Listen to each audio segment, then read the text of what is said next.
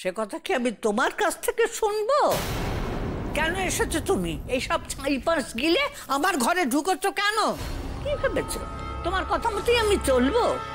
বৌমা বাড়িতে নেই তাই তোমার খুব দাপট বেড়েছে না? আমার আবার দাপট? স্বামী ছেড়ে চলে গেছে, কোনো সংসারই নেই। এবারে এক কোণে দাদা থাকতে দিয়েছেন বলে পড়ে আছি। আমার নাকি দাপট। আমার কথা যে আপনি শুনবেন না তা আমি জানি মা, তবু বলবো যে বাঁচালো তাকে নজরে না রেখে কে আসল বিষটা মিশিয়েছে তার সন্ধান করা উচিত।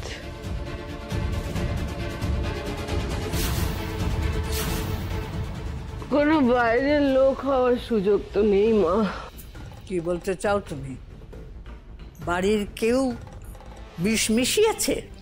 এক মিনিট ঠাম্মি, আমাদের বাড়িতে তো এতগুলো কাজের লোক, রান্নার লোক, তা ওদের কি ধরবো? বাড়ির লোক নাকি বাইরের লোক?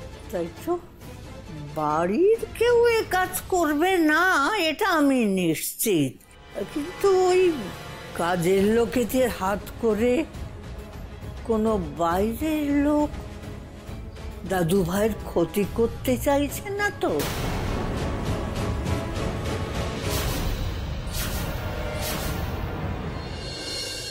কে দৃপ্তবাবুর ক্ষতি করতে চাইছে মা?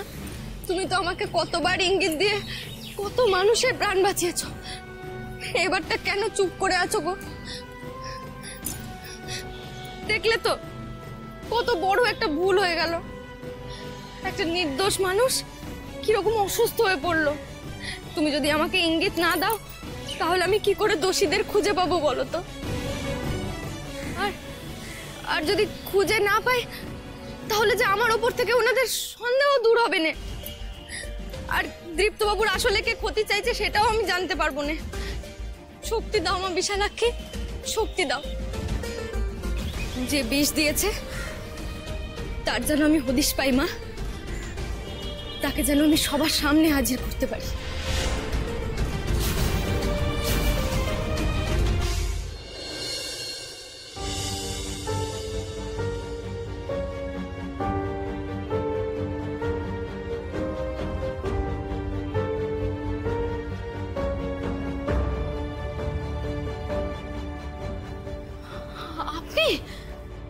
আপনি ওনার দুধে বিষ মিশিয়েছেন?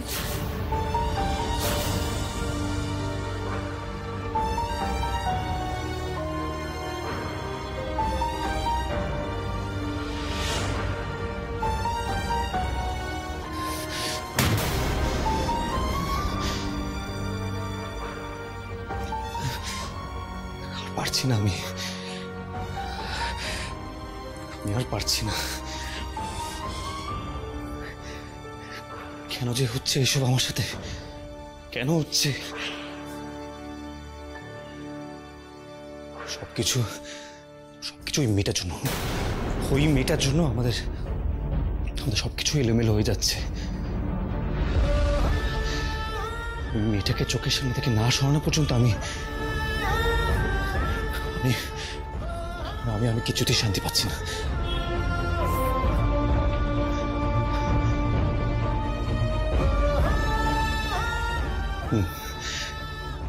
মা একবার সুস্থ হয়ে উঠুক, তারপর আমি দেখছি ওই মেয়েটার কি ব্যবস্থা করা যায়।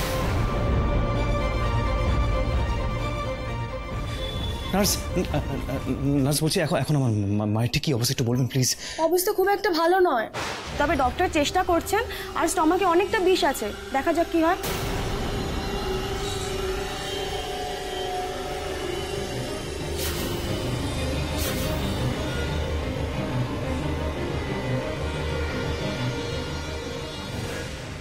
না না, আমার মাকে আমার থেকে তুমি কাটতে পারো না ঠাকুর। প্রতিবার তুমি এটা আমার সাথে করতে পারো না, কিছুতেই না।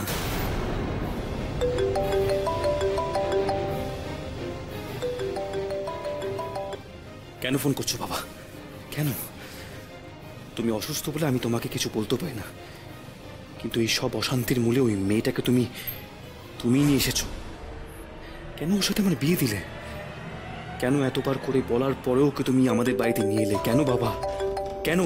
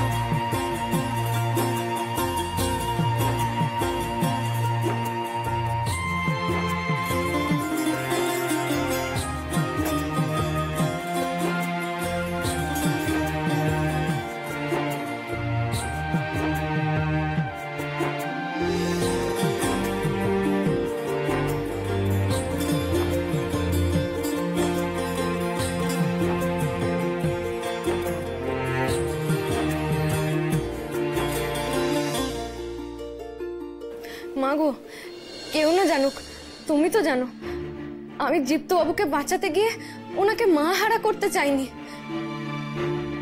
তুমি ওনার মাকে বাঁচিয়ে দিও মা, বাঁচিয়ে দিও। আমার এইটুকু প্রার্থনা তুমি পূরণ করবে না মা?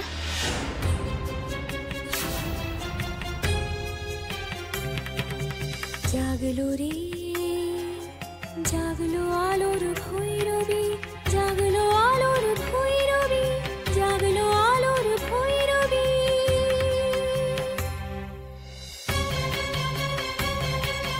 জগৎ জননী জাগলো রে, তৃতীয় নয়ন মিলল রে, জগন মাতার চোখের আলোয় স্নেহের ফুল গো জাহ্নবী।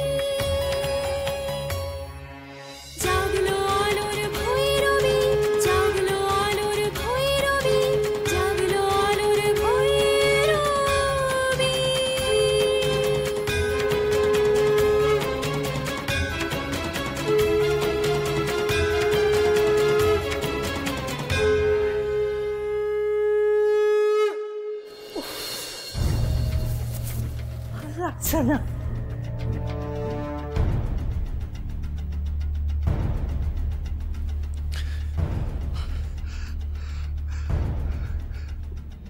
মা, কি তপু, বস বস।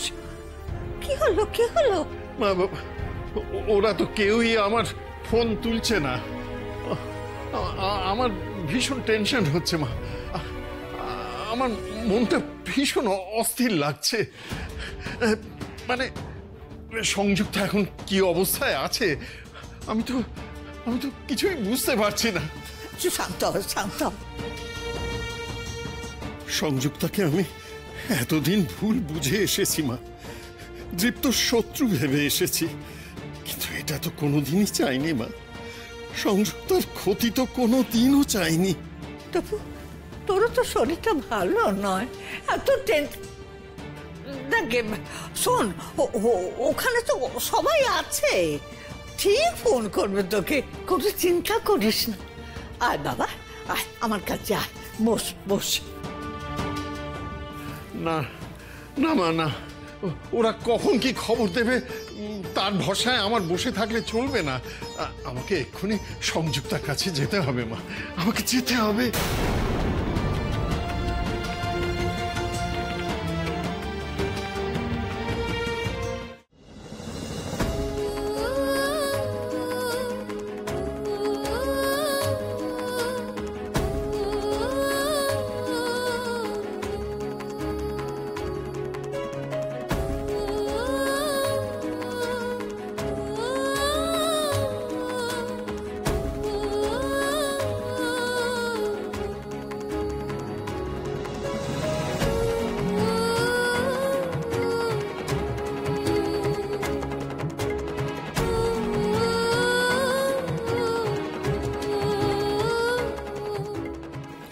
মাগো,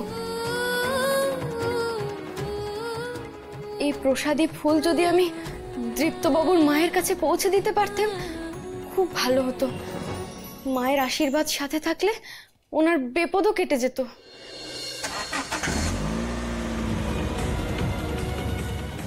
গাড়ির শব্দ, তাহলে কি কেউ হাসপাতালে যাচ্ছে?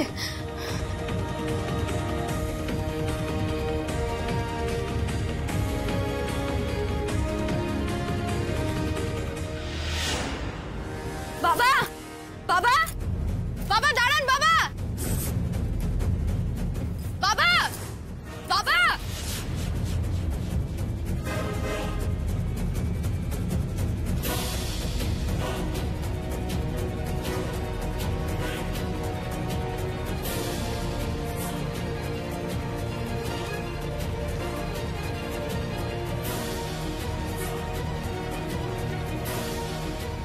বাবা তো শুনতেই পাচ্ছেন না, কিন্তু যে করেই হোক এই ফুল আমাকে দীপ্তবাবুর মায়ের কাছে পৌঁছে দিতেই হবে।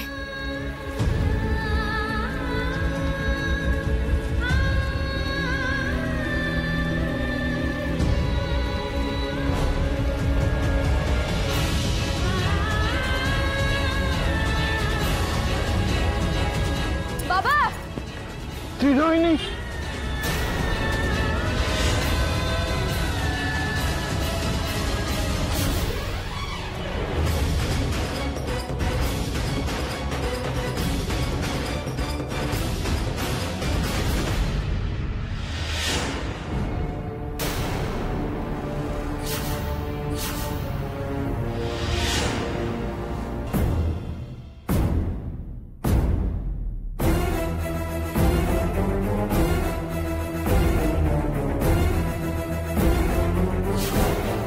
ত্রিনয়নী,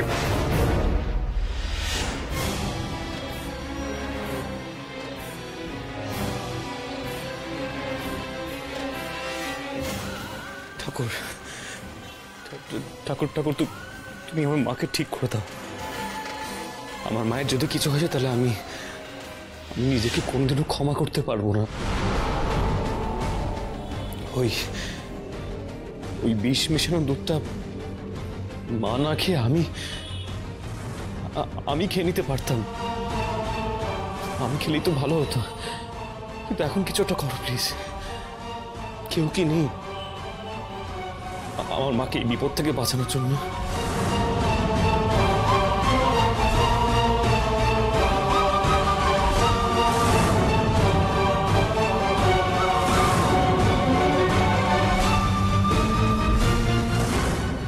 ওনার যে বড় বিপদ, কারা যেন ওনার ক্ষতি করতে চায়। ঠাকুর ওই ট্রেনই তো বুঝরুক। ও তো মানুষকে বোকা বানাতে, ঠকাতে, এসব মিথ্যে বলে। কিন্তু কেউ যদি সত্যি এমন থাকতো যে আগে থেকে ভবিষ্যৎ দেখতে পায়, তাহলে আমি ছুটে যেতাম তার কাছে। ঠাকুর, শুধু জানতে চাইতাম আমার মা ভালো হয়ে যাবে তো? মা ছাড়া যে আমি কিচ্ছু ভাবতে পারি না। ঠাকুর, দয়া করো, তুমি দয়া করে আমার মাকে সুস্থ করে দাও প্লিজ, সুস্থ করে দাও। দীপু, দীপু দিদিকে ওটি থেকে বার করছে। তুই তাড়াতাড়ি আয় বাবা, তাড়াতাড়ি আয়।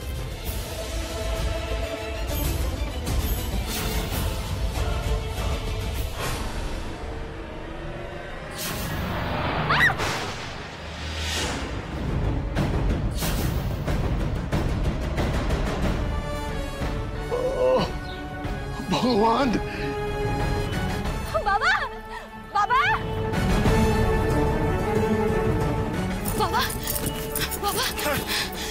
ত্রিনয়নী, তুই ঠিক আছিস তো? হ্যাঁ, আরে কি হয়েছে? তুই এমন করে ছুটে আসছিস কেন মা? কি হয়েছে? এখনই একটা কি ভয়ঙ্কর কাণ্ড ঘটে যেত বলতো। বাবা, আমি মা বিশালাক্ষীর কাছে ওনার মায়ের নামে পুজো দিয়েছিলাম বাবা। সেই প্রসাদী ফুল আমি ওনার কপালে একটু ঠেকিয়ে দিতে চাই বাবা। বিশ্বাস করুন, প্রসাদী ফুলের অনেক জোর। এই ফুলটা ওনার কপালে ছুঁয়ে দিতে উনি একদম সুস্থ হয়ে উঠবেন।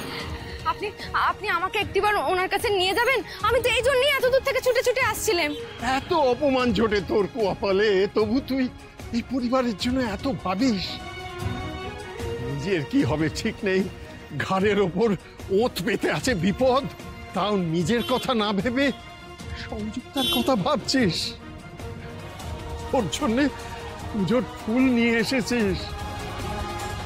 তোকে যত দেখি আমি অবাক হয়ে যাই রে মা। জানি না আমার এ যোগ্যতা আছে কিনা, তবু আমি তোকে আশীর্বাদ করি মা, তোর সব মনস্কামনা যেন পূরণ হয়।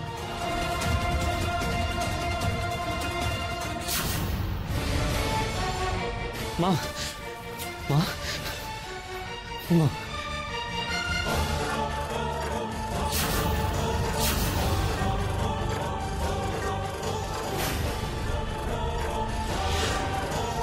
মা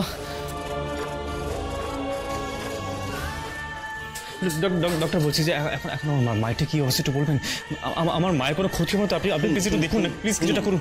দেখুন, স্টমাক আমরা ওয়াশ করে দিয়েছি, কিন্তু জ্ঞান ফিরতে এখনো কিছুটা সময় লাগবে। আর যতক্ষণ না জ্ঞান ফিরছে, শরীরের বাকি অর্গানগুলো কিভাবে রিয়াক্ট করছে বোঝা যাচ্ছে না। ওগুলোই বিষ ঢুকেছে কিনা এক্ষুনি তো বলা যাবে না। সুতরাং ওনাকে আমরা 12 ঘন্টা অবজারভেশনে রাখবো। ওকে? আসলে পয়জনটা খুব স্ট্রং ছিল, তো অর্গানে বিষ ঢুকে গেলে পুরো বিষয়টাই হাতের বাইরে চলে যাবে।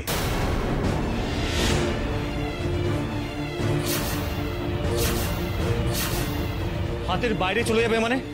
তাহলে আপনাদের নার্সিংহোমে আমি কেন নিয়ে এলাম? ইভেন আপনারাই তো বলছেন যে আপনার নার্সিংহোমে নাকি বেস্ট ট্রিটমেন্ট প্রোভাইড করেন, তাহলে এখন এসব কথা কেন বলছেন? আমার মায়ের জীবন নিয়ে ছেলে খেলা করছেন নাকি? আপনারাই তো ভরসা দিয়েছেন যে আমার মা নাকি ঠিক হয়ে যাবে, তাই এইসব কথা কেন বলছেন আপনি? দাদাভাই প্লিজ তুই শান্ত একটুখানি। কুল ডাউন দীপ্ত, মাথা ঠান্ডা কর, এটা মাথা গরম করার সময় নয় বাবা। ডক্টর প্লিজ আপনি দাদাভাইয়ের কথা কিছু মনে করবেন না। ইটস ওকে, কোনো প্রশ্নই ওঠে না। আমি আসলে ওনার মনের অবস্থাটা বুঝতে পারছি। দেখুন, কতটা ভেঙে পড়বেন না, ঈশ্বরকে স্মরণ করুন, মন দিয়ে ডাকলে তিনি ঠিক সাড়া দেবেন।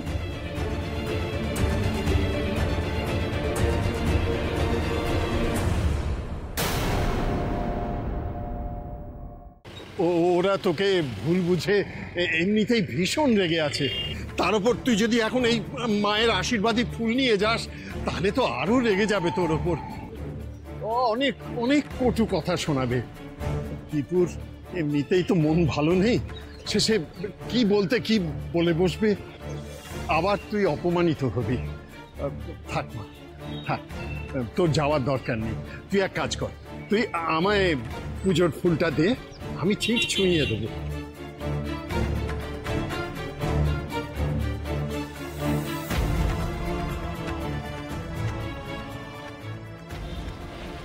তোকে থ্যাংক ইউ বলতে ভুলে গেছিলাম রে মা।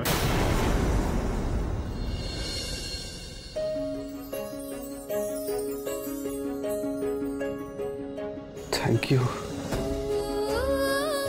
থ্যাংক ইউ, বুঝতে পারছেন না। আপনাকে অনেক অনেক ধন্যবাদ।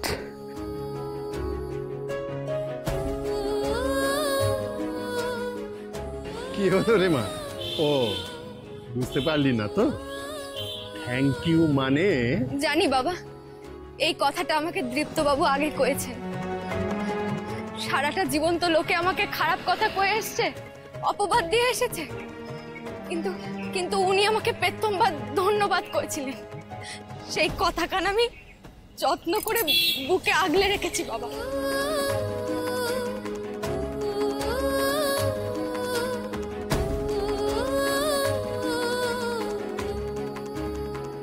তোর জন্য দীপুটা আজ আবার প্রাণে বেঁচেছে।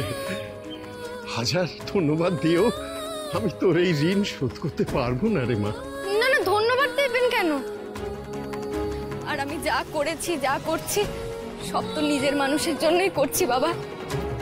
আর ওনার কাছে এই বিয়েটার কোনো মানে নাই থাকতে পারে, কিন্তু আমার কাছে তো উনি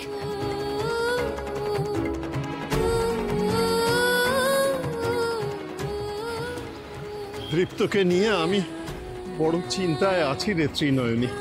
আমিও বাবা, আমিও খুব চিন্তায় আছি। কে এসব করছে বাবা? এই বাড়িতে কে ওনার শত্রু? কে ওনার ক্ষতি চাইছে বাবা? ওনার কিছু হলে কার সুবিধে বাবা?